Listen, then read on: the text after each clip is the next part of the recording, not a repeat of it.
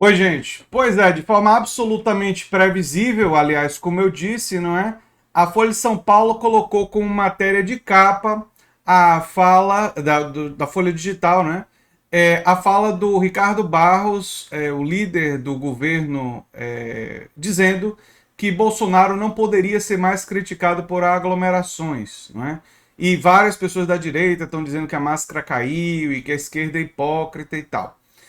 Só para mostrar para vocês, né, que aqui ó, tá na matéria de capa da Folha Digital, não é? Enfim, eu quero falar sobre alguns dos argumentos sobre isso, porque é óbvio que a esquerda vai dizer, e eu concordo, primeiro que ficou óbvio que as manifestações todo mundo praticamente tinha máscara. Então, diferentemente das manifestações do Bolsonaro, que muita gente não tinha máscara, nas manifestações da esquerda ficou evidente que essa ênfase foi mais forte.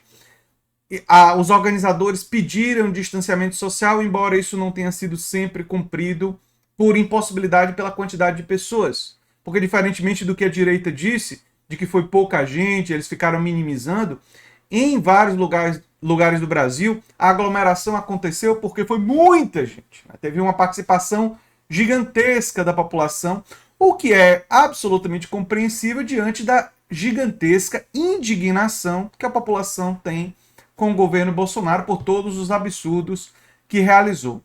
Agora, tiveram vários argumentos que as pessoas utilizaram para dizer que isso daqui não é relevante, que a gente não pode ser pautado pela mídia golpista, mídia corporativa e tal. Eu acho que eu realmente não fui compreendido quando eu alertei para o risco desse tipo de reportagem. Eu não busco convencer apenas a esquerda. Quem quer ganhar a eleição não pode pensar que vai ganhar a eleição apenas com os seus. Eu sei que se eu estivesse falando exclusivamente para a esquerda, bastaria dizer isso, que é o óbvio, que é verdadeiro, que as manifestações foram muito mais seguras e muito mais, digamos assim, preocupadas com a saúde da população do que as manifestações da direita, que boa parte das pessoas de esquerda concordaria comigo e não teria o problema. Mas eu, que quero ganhar a eleição, eu quero convencer os indecisos.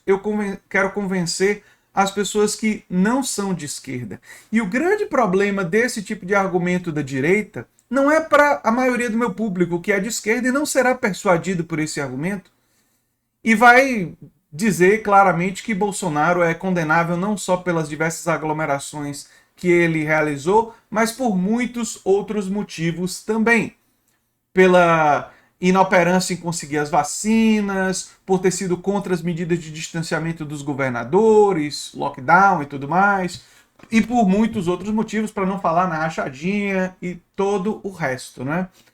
Só que nós passamos, eu aqui no canal em particular, passei mais de um ano condenando as aglomerações feitas pelo Bolsonaro. Eu disse em mais de um vídeo que durante a pandemia qualquer tipo de aglomeração, fosse ela pelo que fosse, era equivocada porque ela produzia a difusão do vírus e que as pessoas não teriam direito de arriscar a vida de outras pessoas. O grande problema de aglomerar é que você não está arriscando só sua vida.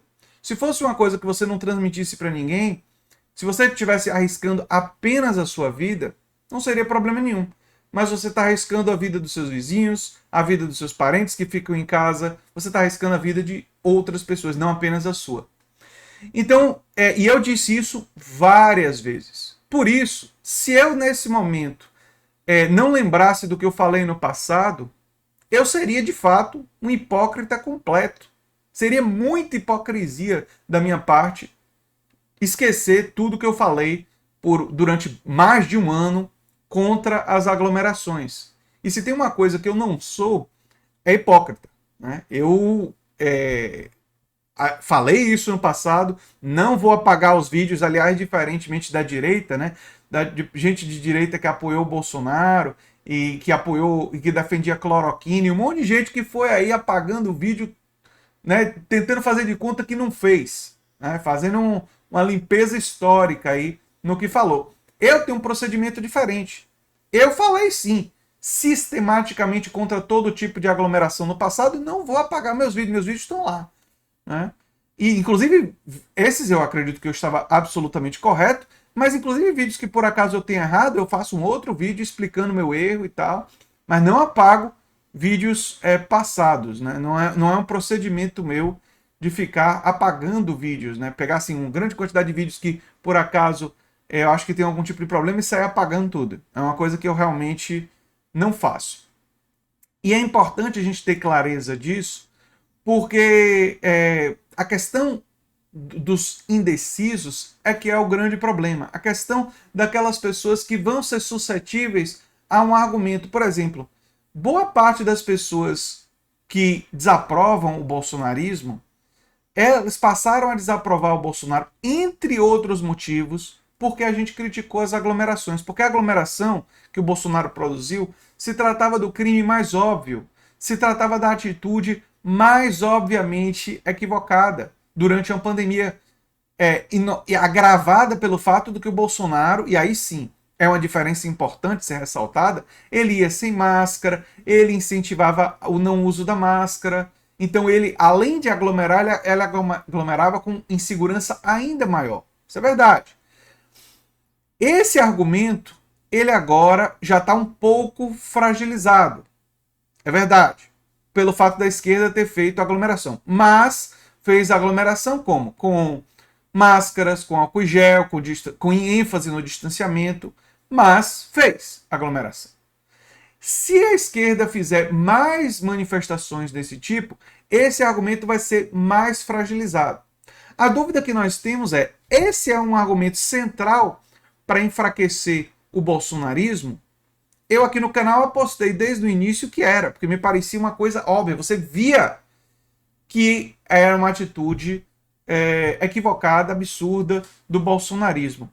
Mas tiveram pessoas de esquerda nos comentários usando os mesmos argumentos que os bolsonaristas usaram quando eu critiquei aglomerações. Teve uma pessoa, por exemplo, que disse que já existem estudos que indicam que não é que em ambiente aberto não tem tanta chance de difusão do vírus, né? Esse argumento que uma pessoa de esquerda usou para defender as manifestações foram os mesmos argumentos utilizados pelos bolsonaristas quando eu critiquei as aglomerações. Iguais. E aqui no canal mesmo, na aba de comentários do canal. E aí eu queria falar um pouquinho sobre o meu papel. O meu papel como analista político, como uma pessoa que estudou ciência política e que estuda história política contemporânea no mestrado, no doutorado, não é um papel de agitador de torcida. O meu papel é ajudar a fazer as pessoas pensarem sobre diferentes possibilidades e diferentes estratégias. E da gente organizar uma militância com a razão e pensando. A manifestação já foi, mas agora nós temos que pensar para frente. Ela teve um impacto positivo no Twitter. Ela teve um impacto positivo nas redes e nas ruas. Em parte, teve. Mas ela também tem a possibilidade de ser criticada por esse tipo de coisa. E aí tem muita gente que vai dizer: ah, mas a crítica da mídia corporativa não me interessa. A crítica da direita não me interessa.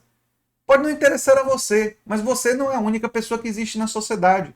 Existe muita gente na sociedade que é indeciso, existe muita gente na sociedade que não é de esquerda, e eu não sei se vocês fazem questão do voto dessas pessoas, mas eu quero o voto de todo mundo que eu puder alcançar para ganhar, para derrotar o neofascismo.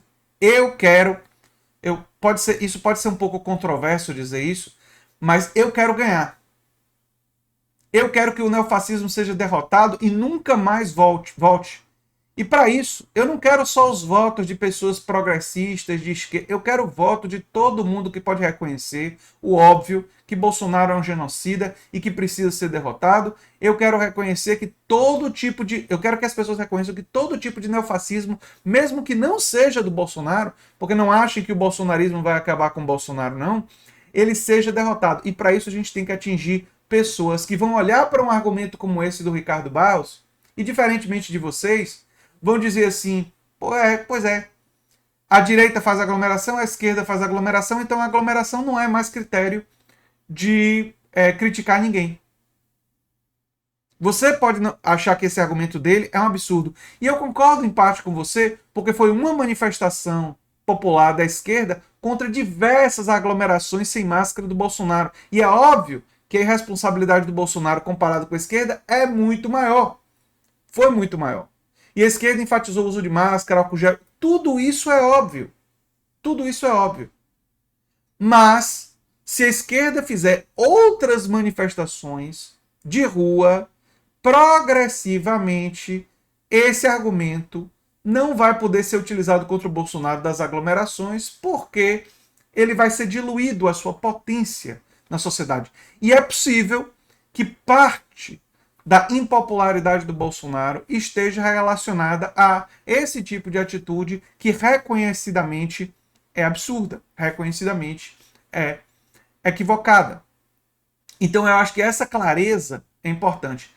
E se alguém acha que meu papel, ou papel de youtuber, é ser agitador de torcida, é fazer uma coisa assim de nunca colocar as pessoas para pensarem, para refletirem, bem, pode ser outros youtubers, pode ser outras pessoas que façam isso. A minha trajetória intelectual é uma trajetória de querer, de professor, inclusive, estou com cursos aqui no canal, que eu tenho oferecido, é de fazer as pessoas refletirem sobre diferentes ângulos, é de fazer as pessoas pensarem sobre diferentes argumentos, e não somente dizer o que as pessoas querem ouvir. Aliás, George Orwell dizia que se liberdade significa alguma coisa, significa dizer o que as pessoas não querem ouvir.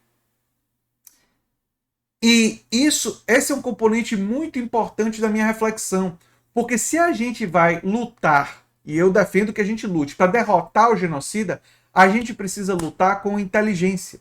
A gente precisa lutar não só com a emoção, com a indignação, que é importante, mas a gente precisa lutar com a razão.